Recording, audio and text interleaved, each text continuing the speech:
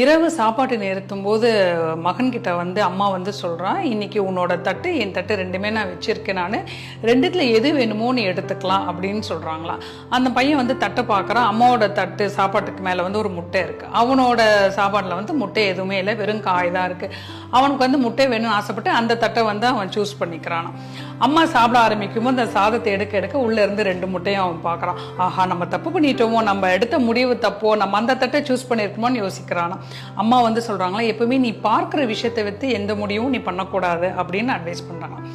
அடுத்த நாளும் வந்து அதே மாதிரி அம்மா வந்து 2 தட்டு சாப்பாடு வச்சு, இன்னைக்கு உன்னோட முடிவு உன் கையில தான் இருக்கு, நீ எந்த தட்டை வேணா நீ எடுத்துக்கலாம்னு சொல்லிட்டு பையன் வந்து யோசிக்கிறான். நேத்திக்கு வந்து அந்த முட்டை இருந்த தட்டை நம்ம எடுத்தோம், ஆனா உள்ள 2 முட்டை இருந்தது அம்மா தட்டுல, அதனால இன்னைக்கு வந்து நம்ம வேற மாத்தி எடுக்கலாம்னு சொல்லிட்டு முட்டை இல்லாத தட்டை வந்து அவன் எடுத்துக்கிறான். மேல ஒரு முட்டை இருக்கக்கூடிய தட்டை வந்து அம்மா கிட்ட கொடுத்துடுறான்.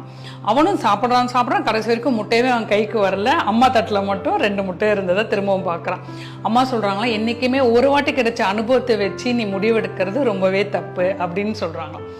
அடுத்த நாளும் வந்து அம்மா வந்து சொல்றாங்களாம், இன்னைக்கும் உன்னோட சாய்ஸ் தான், நீ தான் சின்ன பையன் நம்ம வீட்டில் இருக்கிறதுனால முடிவு வந்து உன்கிட்ட தான் கொடுக்குறேன், இந்த 2 தட்டத்தில் நீ எது வேணா எடுத்துக்கலாம் அப்படின்னு சொல்லும்பொழுது பையன் வந்து இந்த வாட்டி சொல்றான்னா, இல்லம்மா இந்த வீட்டுக்காக நீங்க தான் அதிகமாக உழைக்கிறீங்க, உங்களுக்கான சத்து தான் ரொம்ப அதிகமாக தேவைப்படும், அதனால முதல் தட்டு நீங்க எடுத்துக்கோங்க, மிச்சம் இருக்க தட்டை நான் எடுத்துக்கிறேன் அப்படின்னு சொல்லும்பொழுது அம்மா வந்து சொல்றாங்க, சரி ஓகே அப்படின்னு சொல்லிட்டு அவங்க வந்து ஒரு முட்டை இருக்க தட்டை எடுத்துட்டு பையன்கிட்ட இன்னொரு தட்டை கொடுக்குறாங்க.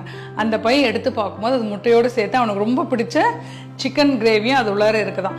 அம்மா சொல்றாங்களா, நீ என்னைக்கு வந்து அடுத்தவங்க நலன் முக்கியம் அப்படின்னு யோசிக்கிறியோ அப்போ நிச்சயமா உனக்கு கடவுள் அதிகமாக தான் உனக்கு கொடுப்பாரு அப்படின்னு சொல்றாங்க. இதில் நான் மெசேஜ் சொல்றதுக்கு எதுவுமே இல்லைங்க. வாழ்க்கையில் நம்ம வாழ்ற காலகட்டத்தில் நம்ம கூட இருக்கவங்களோட நலனுக்காக நம்ம யோசிக்கும் பொழுது கடவுள் நம்ம நலனுக்காக யோசிப்பார். இந்த நாள் நம் அனைவருக்கும் இனிய நாளாக அமைய வாழ்த்துக்கள்.